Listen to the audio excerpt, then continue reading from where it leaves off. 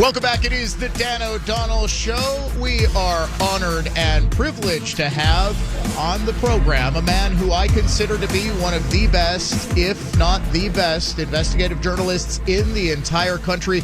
James O'Keefe, live on the Dan O'Donnell Show. James, welcome. Happy Thanksgiving to you. Hey, Dan. Happy Thanksgiving.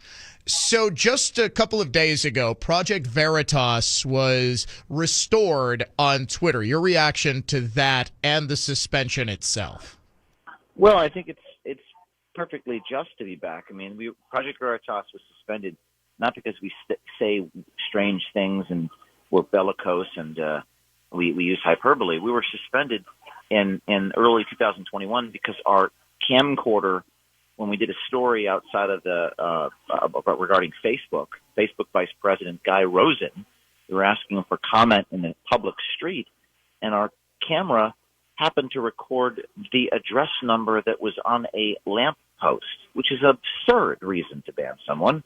CNN films videos in the street all the time without blurring numbers on houses and streets. So it's a double standard. We were targeted because of what we investigate, not because of the tactics that we use. People say that we doxed private information. Again, this was a public lamp post. This is absurd. It almost sounds like we were filming people in their bedroom. So we're happy to be back on. We're going to be tweeting. We're going to be releasing a new video a week from tomorrow about sex trafficking and the government. Big story a week from tomorrow coming out on Twitter. Oh, my goodness. I take it you can't give us any details before that because you certainly got my attention. Well, we published the first tweet from the Project Veritas account was me saying precisely that. It's got 1 million views, 120,000 shares. People are excited to have us back. And I think Veritas has an important role to play in society, exposing both schools and the administrative agency, the FBI, Office of Inspector General, HHS, these sorts of groups. No one's really investigating. No one's doing any reporting into this stuff. And if you do, you're attacked, targeted, smeared, and defamed. So we provide a voice to these whistleblowers. These people come to Project Veritas. Someone came to us. We'll be featuring that video next week, and we'll be launching it exclusively on the Project Veritas Twitter account, thanks to Elon Musk. Does the fact that you are the only organization that does this sort of reporting and the fact that you were rather obviously targeted for the reporting you do and punished with suspensions on Twitter and that sort of thing, does that speak to the deep cultural rot within America's media landscape? Well, it speaks to a lot of things. I wrote a book called American Muckrack that came out a year ago. It was number 4 on the Wall Street Journal bestseller list. It was about journalism ethics. It's incredible that people would buy a book about journalism ethics. But I attribute it to, in our country, in our culture, people want to trust the authorized knowers of society. They want to talk to the experts. They want to hear from people who are in positions of authority, and they're less skeptical of them than they used to be. And it's easier to trust what the people in power tell you and to take it at face value. But that's not what journalists do. And journalists are supposed to print things that the powerful don't want printed. But it's just, as media has become consolidated, as tech companies have consolidated power, they work in a symbiotic relationship with the government, with pharmaceutical companies, with corporations. And that's not American. And Veritas, Project Veritas, is doing sort of the work from the 1950s to the 70s and 80s when these undercover people, whether it's CBS News, 60 Minutes, Diane Sawyer, Primetime Live, Chicago Sun-Times, any of these groups used to do this. We're just doing it with video in a digital age. Why do you think those organizations stopped doing that? Because you're right. I mean, I think both you and I grew up in the 1990s watching 60 Minutes, the undercover videos that were just incredibly powerful because they showed people in power seemingly, speaking without worry about the consequences of what they were saying, but saying incredibly damning things. Why do you think that style of reporting stopped, save for you? Well, for the same reasons that I'm being targeted. I mean, first of all, you get sued a lot. People, even though it's not necessarily legitimate, you do get sued. People lose their jobs. Journalism hurts people. And frankly, good journalism hurts people. It's part of the First Amendment. When you expose someone in such an incontrovertible way, when you can see their lips moving, the stories we've done recently in Connecticut, people have gotten fired.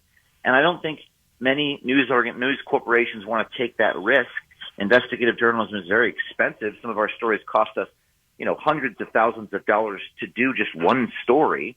We're a charity. We're tax deductible. So we're not chasing a profit. But if you are chasing a profit, like many of these corporations today, I mean, CNN, the stock's down. They were purchased by the company. They're not even letting the reporters go on location. They have to do Right. WebEx interviews now.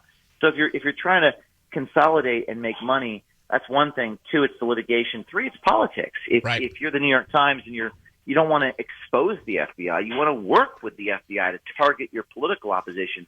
That's just what's happened in media today. The great investigative journalist James O'Keefe is going to be in Milwaukee at the Wisconsin Club downtown a week from Monday, December 5th, 6 o'clock p.m.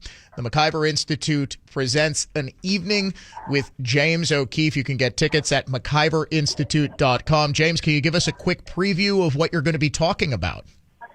Yeah, I was talking about a broad overview of things that we've done this year. I'm going to talk about the vision of Project Veritas. It's actually kind of a comedy show, if you will, because the stuff will make you laugh. It'll make you cry. We're going to show pursuing our subjects down the street with the camera in tow. It's pretty entertaining stuff. And then we'll give a sneak preview. Well, actually, no, we will not give a sneak preview. We will have aired the story next week by December 5th. So we'll be showing that story and talking about these brave whistleblowers in the federal government who jump on the proverbial grenade for the public's right to know. He is James O'Keefe. He will be in Milwaukee a week from Monday. James, thank you so much for taking some time to talk to us. Really do appreciate it. Have a wonderful and very happy Thanksgiving, sir. I'm very thankful for all the work you do. You too. Thank you so much. It is really remarkable that he is the only one in journalism who's doing the style of journalism that he does, and that's why he's so effective. And because he's so effective, because he goes after so many liberal sacred cows, it just speaks volumes about where we are in American media, that the rest of the media doesn't follow suit, doesn't try to ape his model because it is so effective, but rather targets and smears him for rather superfluous things. As you said, he got booted off of Twitter because he didn't obscure an address in one of his videos that was shot from a public street. I mean, I can't even tell you how many. I could turn on a local newscast right now, and we're watching Fox News right now, and you can see addresses in their shots.